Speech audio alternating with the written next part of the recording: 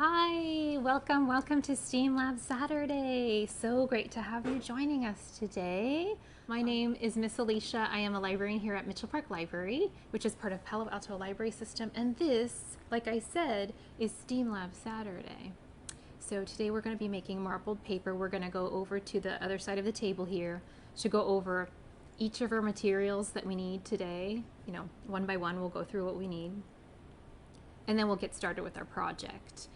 A couple of days ago, I did a test run and I created some marble paper that I want to share with you today and explain how I got the certain results.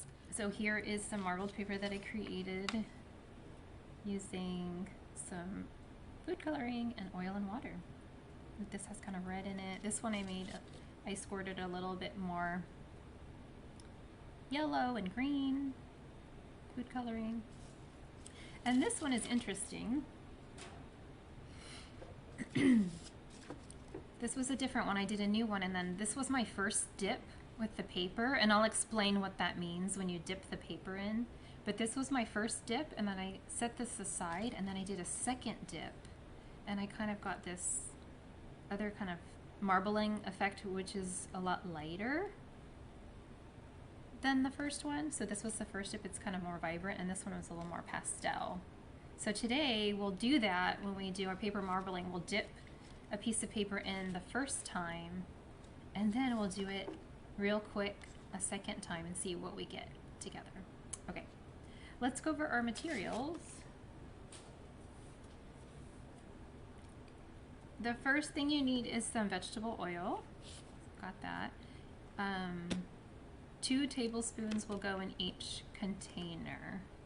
So we'll get to the containers in a minute. So you need vegetable oil. Liquid food coloring. So it has to be liquid. The gel food coloring won't really work for this. The liquid mixes well with the oil. We need 1 to 2 cups of water, depending on the size of your container. So I have 2 cups here. A little over 2 cups. You might need more if you have a big container. So you'll need a dish, like a baking dish. This is an aluminum baking dish. It's kind of smaller. But if you have a bigger one, then you'll need maybe 3 cups of water.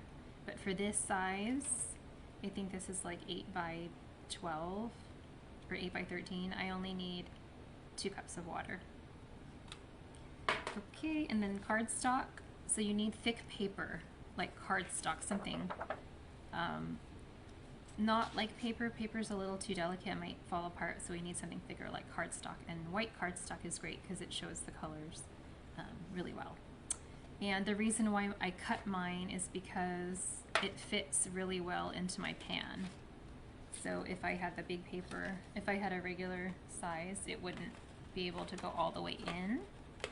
So I cut it in half so that it can go in nicely. Okay? So if you have a smaller pan, you might need to cut your cardstock in half. All right, and then we need some jars with lids. The lids is important. So these are, I just reused some old jars that I had. Small jars. Something with a lid. It could be a plastic container with a lid because we're going to shake them vigorously and we don't want the oil to go all over the place. So you need 4 jars. I have 4 different food coloring, so I have 4 jars.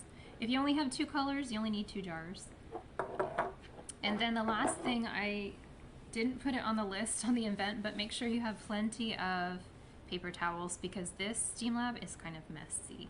And when we pull the paper out of the water and oil mixture, it's very drippy and very wet and oily. So we're gonna put them right onto the paper towels when we're done. And then they dry there, so we let them dry completely before you display it on your refrigerator or on the wall or frame it. So make sure it dries completely, like give it 1 whole day to dry. Okay. You might wanna cover your table with a tablecloth or just have table and then wipe it down afterwards. Okay. I don't see any questions in the comments, so let's get started. First step, let me move some of my things out of the way so we can all see.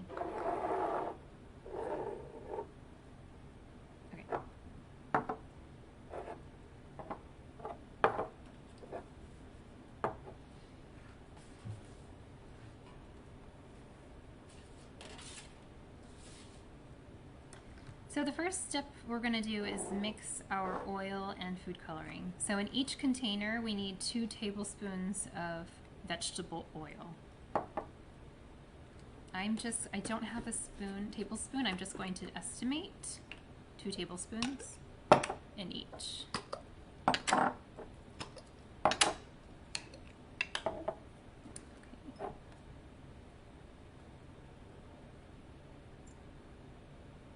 And I might do a little bit more, that's okay.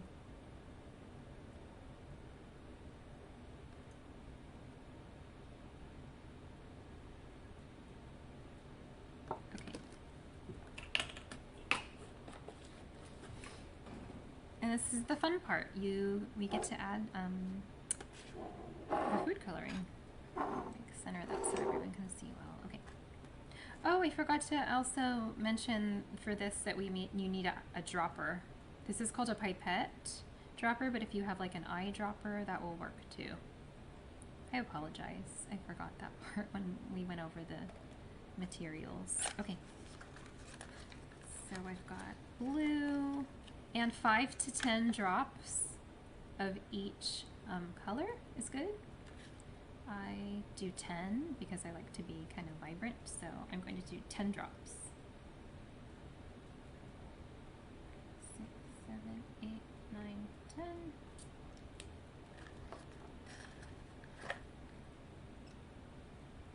One, 2, 3, 4, 5, 6, 7, 8, 9, 10.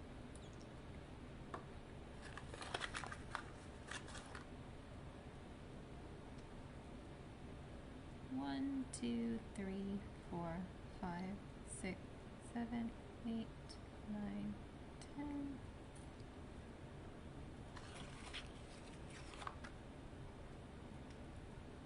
And 1, 2, 3, 4, 5, 6, 7, 8, 9, 10.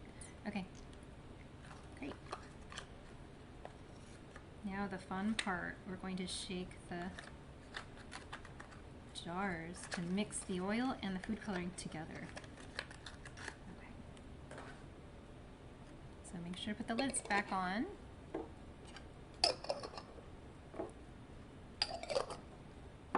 Nice and tight. And take the jar and shake it. Ooh, look at that. So now the oil and the food coloring mixes together.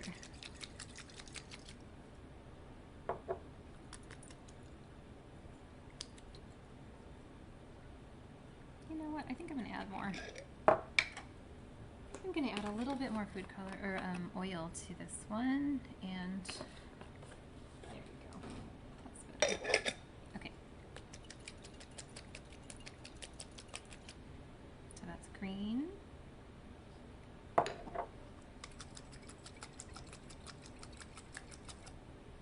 Yellow. And red. I'm going to add more oil to this one too because I like red a lot. So I'm going to add a little bit more oil. Maybe another drop of food coloring. Okay. And you can experiment at home if you want to add 20 drops or maybe like only 3 to make it a lighter color. That's cool too. There's red. Okay, we've got green, blue, yellow, and red. And now we're ready for the next step,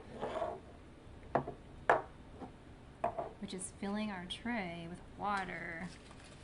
To be careful, I've got a computer right next to this, so I have to be very careful. We've got our water. Pour the water into your pan.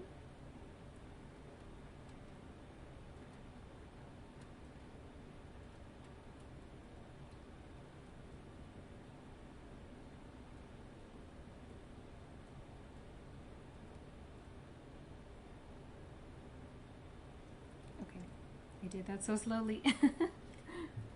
Okay, so we've got the water in our pan here. And next step is we're going to take our dropper and then drop oil into the pan. Let me move it to the center. Where's the center? There's the center. Okay. So you can really choose any color you want to highlight in your marble art, marbled paper. You know, I did all four from those examples that I shared. I did all four colors. You can just do two if you want, but for today I'm going to do all four. Have your paper ready on the side because you have to be kind of quick here. So what we're doing today is we're going to drop the oil in, and you'll notice the oil and the water aren't going to mix. And you might we'll observe that when we drop it in. So water has molecules in it, and so does oil. Oil has molecules in it too. And water molecules attract each other, and oil molecules attract each other, but they don't mix. So they form two separate layers. You'll notice the oil rises to the top and the water goes to the bottom, right? Because water is heavier than oil. So, and they're also made up of different numbers of molecules and atoms. So if they're packed together tightly, they're denser, heavier. They're not packed together as tightly, they're lighter, and they float to the top. So let's watch the oil float to the top, and then we want to pick up the oil floating on the top with our paper. Okay, let's go. We've got started with green.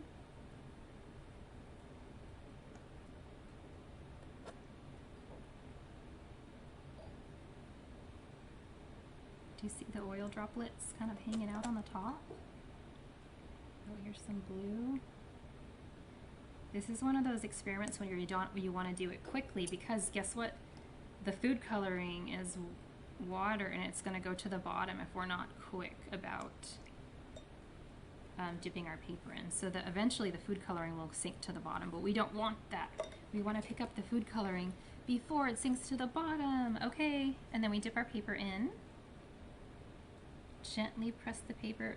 I'm not going to really press it. I'm going to like let it sit there. And do you see how it's starting to show through the front? Oh, and then gently pick it up on both sides. Let the oil and the water drip drip, and then flip it over. Whoa, so cool. Oh, I've got to set this down on my paper towel. And then we're going to do another one. Let's do another one because there's still some oil floating on top. Can you see that?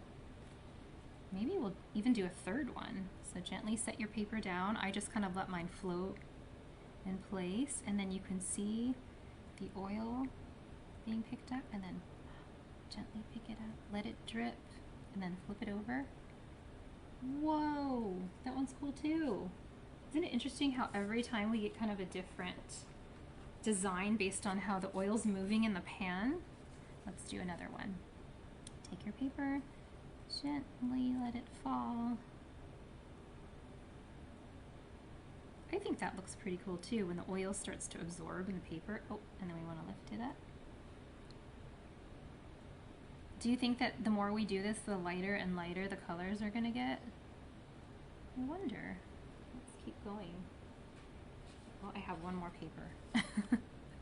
So I'll do it one more time. It's starting to look mostly green and blue now. Let's see what this one's going to look like. Drop it in.